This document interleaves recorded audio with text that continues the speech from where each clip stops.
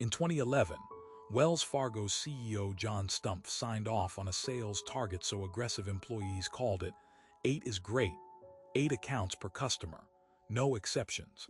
And by the time regulators caught up, workers had opened 3.5 million fake accounts using real people's names.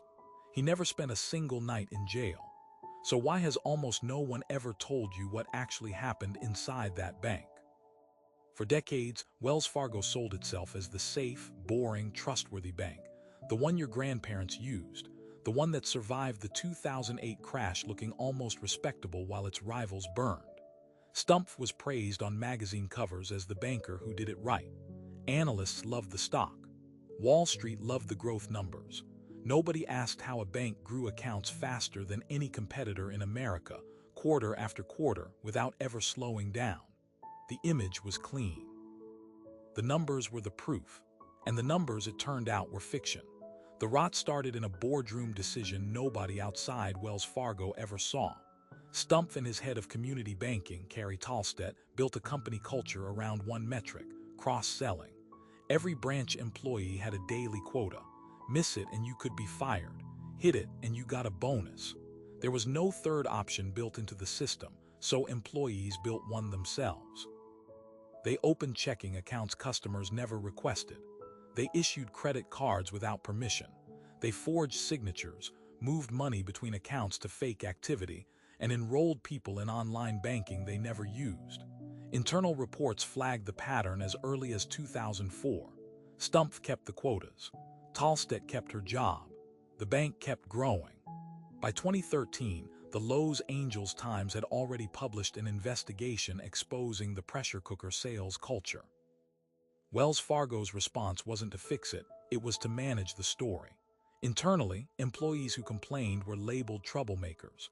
Some were fired for reporting the fraud through the company's own ethics hotline, the exact channel they were told to use. Regulators asked questions. The bank gave partial answers. Executives kept collecting bonuses tied to the very growth numbers built on fake accounts.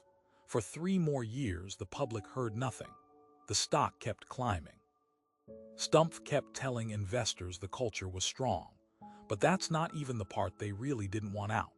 The real number wasn't 3.5 million fake accounts. That figure only surfaced after independent auditors expanded the investigation years later. The original 2016 settlement admitted to just 2 million. The bank had been sitting on evidence of a scale nearly double what it first confessed to regulators for years, while telling Congress and customers the problem was contained. Real families were charged real overdraft fees on accounts they never opened. Some had their credit scores damaged by cards they didn't apply for. Some had cars repossessed after being charged for auto insurance they never needed, tacked onto loans without consent, a separate scheme that came out only after the first one blew up.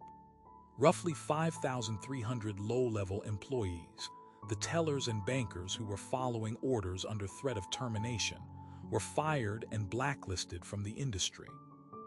Meanwhile, Carrie Tallstedt, the executive who ran the division where it all happened, retired quietly in mid-2016, months before the scandal broke publicly, walking out the door with a retirement package worth over $124 million. So who paid for it? Stumpf resigned under pressure and forfeited some unvested stock. Years later, regulators fined him personally and banned him from ever working in banking again. No criminal charge, no trial, no prison.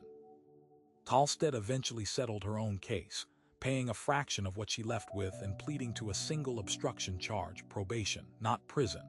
The bank itself paid a fine that sounds enormous until you compare it to the profits the fake account growth generated for shareholders over a decade. The system that rewarded the behavior, quotas, bonuses tied to growth, executives insulated from the branches where the fraud actually happened, was never dismantled. It was rebranded. New slogans. New ad campaigns about trust.